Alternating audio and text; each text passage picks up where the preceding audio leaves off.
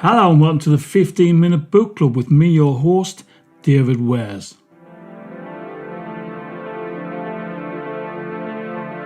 Every week we'll take a 15-minute look at all things book related, whether it's a review, a question, an interview, a classic, a bestseller, a focus on a particular writer or genre or theme, whatever. As Meghan Trainor almost said, we're all about the book. So kicking off this week's edition with the question, why do we read? And straight after that we'll be looking at book of the week and why this particular book or books is important. So first off, let's get straight into this question. Why do we read? Why do I read? Why do you read? For me, I read for pleasure. I read to switch off the noise of the outside world. I read to learn, but fundamentally I read because I love stories. I used to be an English teacher and I taught English because I love books. I put up with all the teachery nonsense of paperwork, death by spreadsheet, inane management briefings on the latest fad because I love books. And so reading books for a living, which is essentially what I did as an English teacher, was always a joy. But a side effect of my time as a teacher was I learned that reading improves us. Reading makes us better people. You can't read a novel without absorbing some of the morality and the life lessons that the characters learn. You can't read a history book without becoming aware of the flaws and weaknesses in humanity and sometimes the dreadful outcomes of those flaws, but also the kindness and wonder and endless potential of humanity too. You can't read a biography, a travel book, a science text, or even a puzzle book without becoming aware of the enormity of the world and just how little you really know, without becoming aware that you're just a tiny speck in the universe. A sentient speck, to be sure, trying to be good, dealing with the appetite and desire and fear and joy and people and all the emotions that go to make you, but still a tiny speck in an infinite universe. The act of reading is humbling. It takes away any grandiose ideas of us being somehow magically important, and yet at the same time it fills us with endless possibility. It enriches us. It shows us what we can be. Reading improves on what we are. The author C.S. Lewis, the guy who wrote the Narnia novels and a great thinker, said this: "In reading great literature I become 1,000 men and yet remain myself. Like a night sky in the Greek poem I see with a myriad eyes, but it is still I who see. Here as in worship, in love, in moral action and in knowing I transcend myself, and I'm never more myself than when I do." That's a kind of nice way of saying what I've said already. In answer to the question, why do we read? I read because it's fun. It's an escape. It's informative and it makes me a better person. The question is, why do you read? Get in touch with me at the 15-minute book club and let me know. Either directly through the website or contact me at my broadcast email, which is jazzpunk101@protonmail.com. I'm really interested in your views. Why do you read? What do you read? What motivates you? What pleasure do you get out of it? And you know what? If you're not a reader, why don't you read?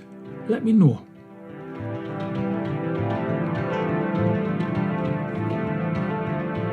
Okay, moving on to this week's book review, and firstly a confession.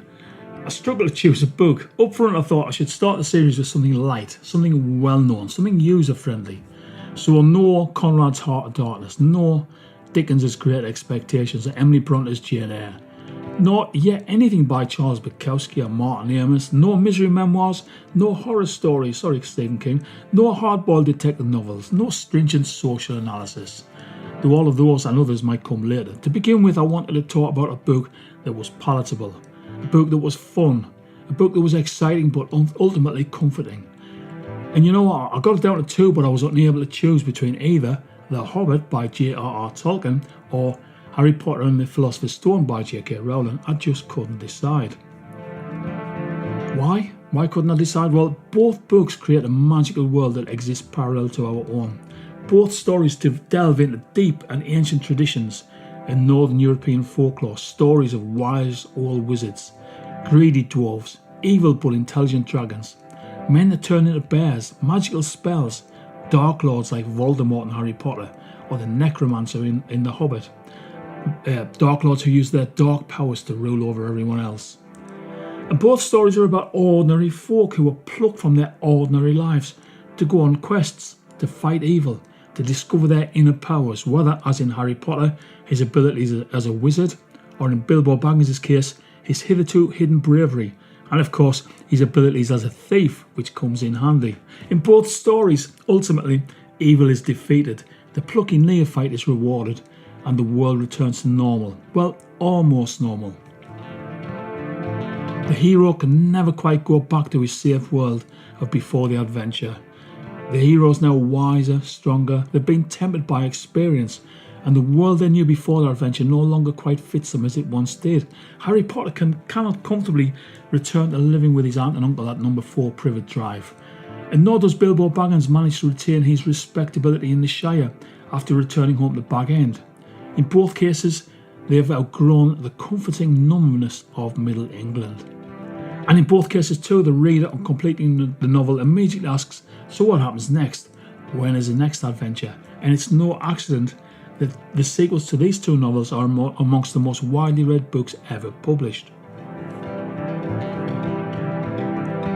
Both books allow us to enter a world invented by the author, but a world that owes a lot to previous texts. In the case of The Hobbit, Norse mythology and folklore, and with Harry Potter, the 19th and 20th century tradition of the public school novel, whether Mallory Towers or Tom Brown's School Days, in this case obviously with added dollops of magic and humour.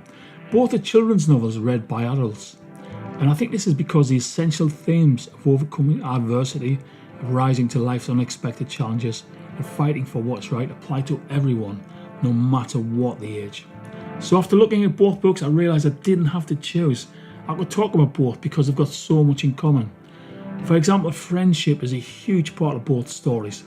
In both novels, the initially fearful, unprepared protagonist is hugely helped by the support of their friends.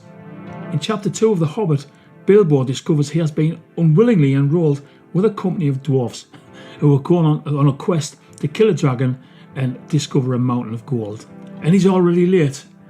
As the story goes, I'll read this bit out, the story goes, "That leaves you just 10 minutes, you will have to run," said Gandalf. "But," said Bilbo. "No time for it," said the wizard. "But," said Bilbo again. "No time for that either, off you go." To the end of his days, Bilbo could never remember how he found himself outside without a hat, walking stick or money, or anything that he usually took when he went out, leaving his second breakfast half finished and quite unwashed up, pushing his keys into Gandalf's hands and running as fast as his furry feet could carry him down the lane, past the Great Mill, across the water, and then on for a whole mile or more. Very puffed he was when he got to Bywater just on the stroke of 11 and found he had come without a pocket handkerchief. "Bravo," said Balin, who was standing at the inn door looking out for him. Just then all the others came round the corner of the road from the village. They were on ponies, and each pony was slung about with all kinds of baggages, packages, parcels and paraphernalia. There was a very small pony, apparently for Bilbo. "Up you two get and off we go," said Thorin. "I'm awfully sorry," said Bilbo, "but I've come without my hat, and I've left my pocket handkerchief behind, and I haven't got any money. I didn't get your note until after 10:45 to be precise." "Don't be precise," said Dwalin, "and don't worry. You have to manage without pocket handkerchiefs and a good many other things before you get to the journey's end. As for a hat, I've got a spare hood and cloak in my luggage." And that's how they all came to start, jogging off from the inn one fine morning just before May on laden ponies, and Bilbo was wearing a dark green hood, a little weather-stained, and a dark green cloak borrowed from Dwalin. They were too large for him and he looked rather comic. What his father Bungo would have thought of him I dare not think. His only comfort was he couldn't be mistaken for a dwarf as he had no beard. So after a late start, Bilbo was quickly and kindly welcomed into the company of dwarfs, and eventually, after some trials and tribulations, he becomes good friends with them, becomes very close to some of them. And in the first Harry Potter novel, Harry bonds with Ron and Hermione, whom he meets on the train on the way to the school of witchcraft and wizardry. As it says in the text, "Are all your family wizards?" asked Harry, who found Ron just as interesting as Ron found him. Yes, I think so," said Ron. "I think Mom's got a second cousin who's an accountant, but we never talk about him." "So you must know loads of magic already." The Weasleys were clearly one of those old wizarding families that Pale Boy and Diagon Alley had talked about. "I heard you went to live with Muggles," said Ron. "What were they like?" "Horrible. Well, not all of them. My aunt and uncle and cousin are though. Wish I'd had 3 wizard brothers." And later from the same chapter, He had just raised his wand when the compartment door slid open. The toadless boy was back, but this time he had a girl with him. She was already wearing her new Hogwarts robes. "Has anyone seen a toad? Neville's lost one," she said. She had a bossy sort of voice, lots of bushy brown hair and rather large front teeth. "We've already told him we haven't seen it," said Ron, but the girl wasn't listening. She was looking at the wand in his hand. "Oh, you're doing magic. Let's see it then." She sat down. Ron looked taken aback. All right." He cleared his throat. "Sunshines, daisies, buttermellow. Turn this stupid fat rat yellow." He waved his wand, but nothing happened. Scabbers the rat stayed grey and fast asleep. "Are you sure that's a real spell?" said the girl. "Well, it's not very good, is it? I've tried a few simple spells just for practice, and it's worked for me. Nobody in my family's magic at all. It was ever such a surprise when I got my letter, but I was ever so pleased, of course. I mean, it's the very best school of witchcraft there is. I've learned all the course books by heart, of course. I just hope it will be enough. I'm Hermione Granger, by the way. Who are you?" She said this all very fast. Harry looked at Ron and was relieved to see by his stunned face that he hadn't learned all the course books by heart either. And with that, the trio's friendship is sealed. Harry's got his scar, Ron's got his red hair, and Hermione's got her books. But what they've got between them is a close and enduring friendship. So, both books are about seemingly ordinary people facing extraordinary challenges with much help from their friends. And both stories share the view that fate chooses people whether they're ready or not. The magical item that each protagonist acquires, Harry's wand, Bilbo's ring, are said to choose their owner, not the other way around. And the message appears to be this: life deals you a hand, it's up to you how you play it. Sometimes you're alone, but it helps very much if you have friends to share the burden. And yet, even if the books have similarities, the authors of the books couldn't be more different. J.R.R. Tolkien was a professor of philology, a veteran of the mud and slaughter of the Battle of the Somme. He was one of the only two of his friendship group to survive the Great War, and he was a lifelong devoted husband and father. J.K. Rowling, on the other hand, while drafting the first Harry Potter novel, was an unemployed single mother living on benefits and apparently an escapee from domestic violence. But both were fired by a desire to tell a story, and both wrote their stories while engaged in other tasks. Tolkien began writing The Hobbit while he was marking undergraduate papers. He was bored, so he started writing a story on the back of one of the exam papers. Rowling wrote the first Harry Potter draft in a cafe with her infant daughter in a pram beside her. And I think the message for that is, if you want to write, you'll make time, you'll make room in your life to write. And getting back to the stories, both stories celebrate positive aspects of humanity, such as courage, friendship and kindness, and both are quintessentially English. I've got no doubt that Rowling's work prior to her career as a writer, when she worked in the Manchester Chamber of Commerce, allowed her to develop the concept of the stuffy and rule-bound Ministry of Magic. And Tolkien's Shire, where Bilbo's from, is quite simply rural England at the turn of the 20th century. But I'm not giving you any more spoilers. You have to read the books. Really, you have to. Are they the greatest stories ever written? Probably not. But they are stories that will entertain you, stories that will make you smile, and stories that are comfortably exciting, stories in which good prevails over evil. So why should we read these books? Here's why.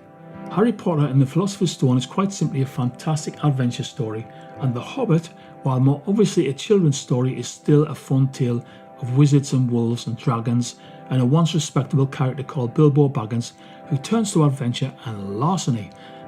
Both stories present us with an unremarkable character who, when adversity comes, rises to the challenge and overcomes.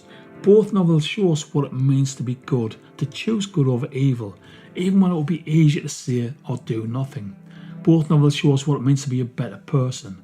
They show us that beneath the adventure, beneath the threat and the risk, beyond the reward, ultimately life is about friendship and courage and sometimes making extremely difficult choices.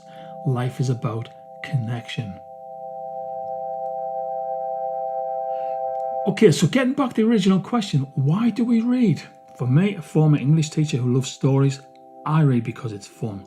But in reading, I gradually learn how to become better at being human, at being me. And why do you read? I really want to know. Get in touch, let me know. And if I can, next week I'll read out the answers. Anyway, that's it for this week's 15-minute book club. I hope you enjoyed it. I'll see you next week for something completely different. Goodbye.